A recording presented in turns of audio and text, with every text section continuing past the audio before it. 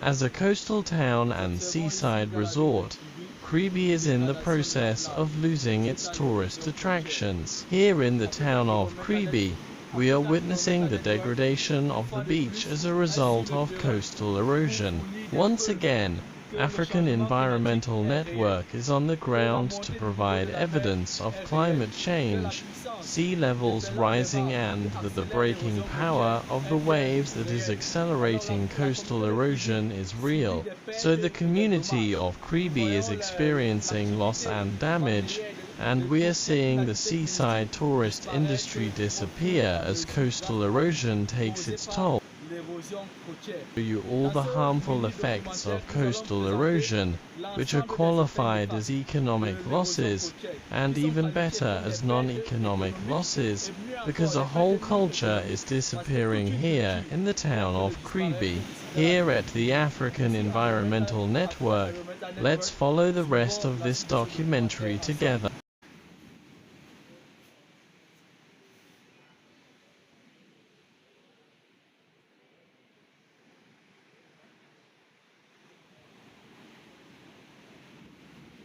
No one can resist the terrifying power of the waves.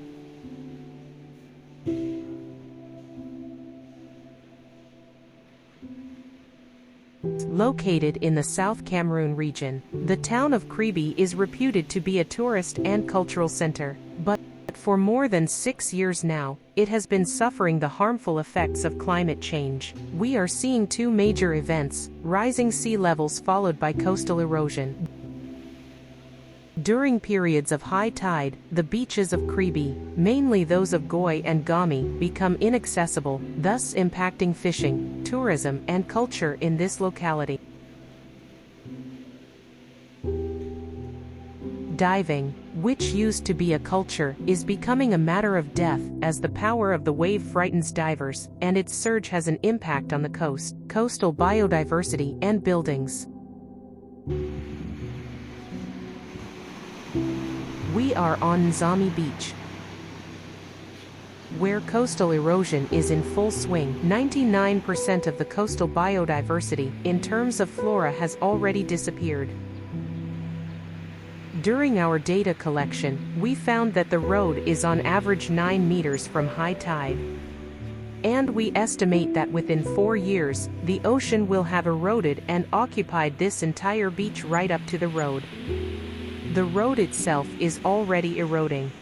Can we fight the power of the ocean? Fishing activities have not been left behind, and adaptation measures to limit losses and damage have been implemented, but this small drop in the sea level is virtually ineffective, and the waves are becoming increasingly powerful and damaging the activities of fishermen, as Patrick explains.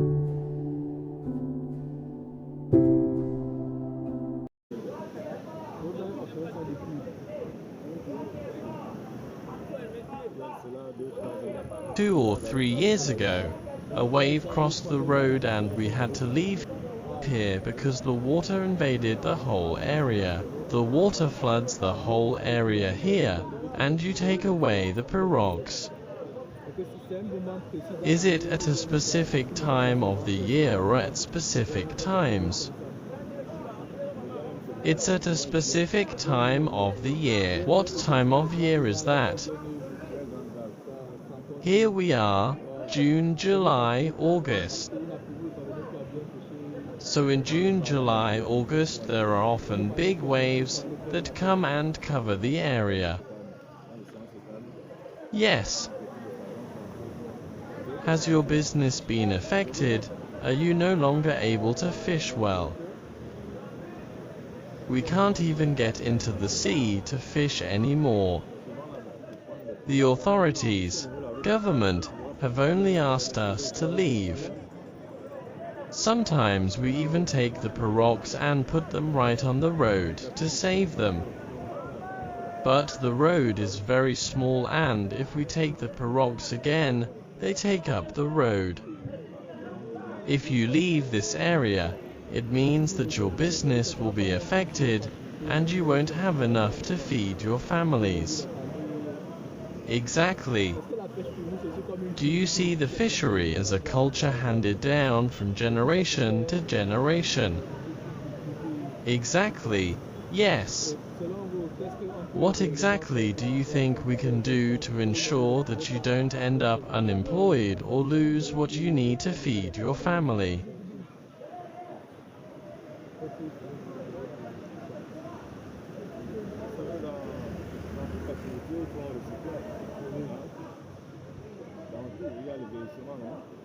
In any activity, you need to retrain, and in a profession like fishing,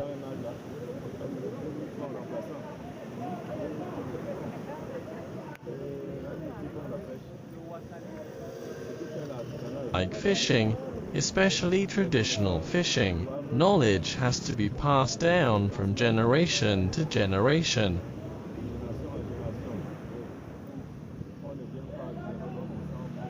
You don't come straight in and ride the wave, but you need to learn beforehand. With the current phenomenon, would it still be easy to pass on this knowledge to the next generation?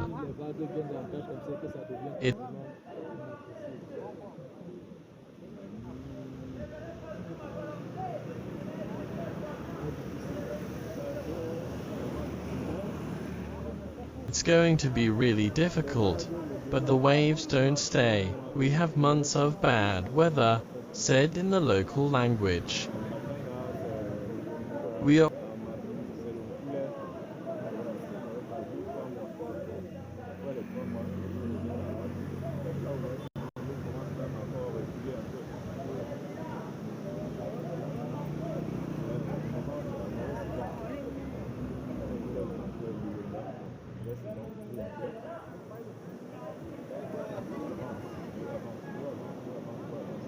We are also currently observing moments when the waves rise to over 5 meters, more than 5 meters, sometimes before landing here on the beach and ramming all the fishermen's boats, but we were able to save a few.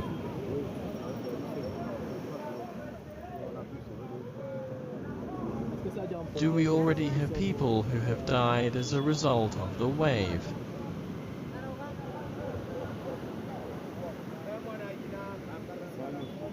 That's the problem. All the time we have tourists who come to swim but find themselves swept away by the waves.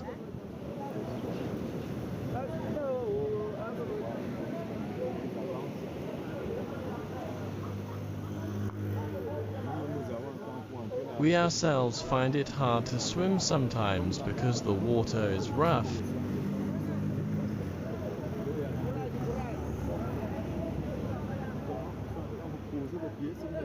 And when you put your feet down, if you are not strong, it sweeps you away, and when the water already reaches your chest, it's over, you are swept away and killed.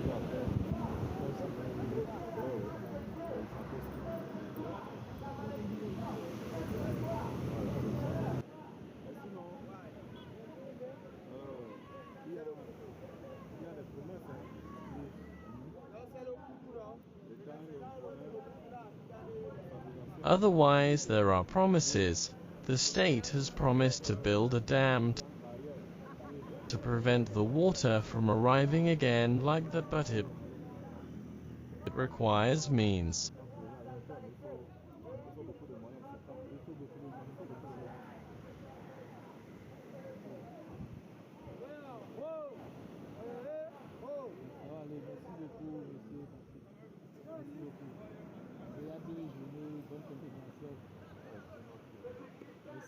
We are on the beach in Kribi, where we can see the dramatic effects of climate change as the ocean rises and the power of the waves multiplies. As you can see, the breakers are so strong. People have tried to deal with this crisis by adopting dams like this one to prevent the waves from getting anywhere near the road. But alas, the means are ineffective. They can't fight against the power of the waves. That's why all the dam that was built here with metal nets and different stones. And this wall was negative because it couldn't prevent the erosion to such an extent that the tourist town that was just behind.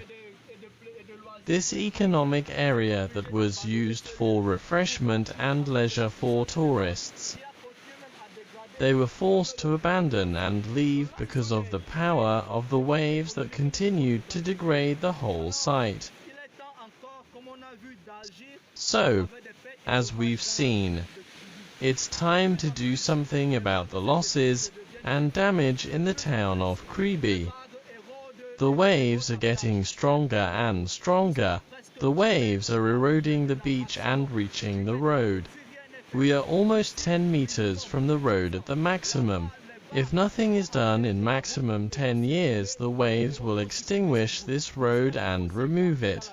It will no longer be possible to leave or enter this town, and we'll remind ourselves that 2 or 3 years ago, 5-meter high waves washed over the road to the point of overflowing it. It's time to do something about the loss and damage. It's time to provide a concrete fund so that people like those in Kribi can really be more resilient and be able to mitigate the various loss and damage they suffer, and contribute less to the problem of climate change. So it was African Environmental Network here in Kribi, where we are actively working to try to reduce and mitigate loss and damage.